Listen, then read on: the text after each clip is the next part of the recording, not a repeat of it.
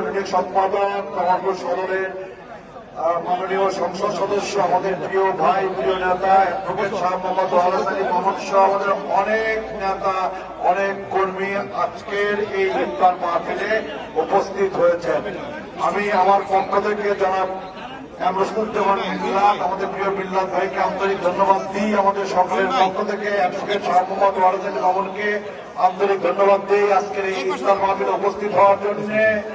আপনাদের সকলকে ধন্যবাদ যে আপনারা সকলেই গত 12ই ফেব্রুয়ারি অনুষ্ঠিত জাতীয় সংসদ নির্বাচনে বিপুল ভোটের ব্যবধানে আমাকে এবং জামালপুর জেলায় 5টি আসনে আমাদের 5 জনকে এমপি নির্বাচিত করে দেশের খেদমত করবার, জামালপুরবাসীর খেদমত করবার সুযোগ করে দিয়েছেন।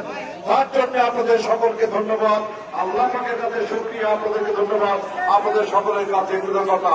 আমাদের জন্য দোয়া করবেন। আল্লাহ পাক যেন আপনারা যে আশা নিয়ে, যে প্রত্যাশা নিয়ে আমাদেরকে নির্বাচিত করেছেন, আল্লাহ পাক যেন আপনাদের আশা প্রত্যাশা পূরণ করবার তৌফিক দেন, এই দোয়াকে আমি আমার বক্তব্য শেষ করছি। বক্তব্য রাখবেন আমাদের প্রিয় নেতা রশিদুজ্জামান মিল্লাত, আমাদের প্রিয় ভাই মিল্লাত ভাই।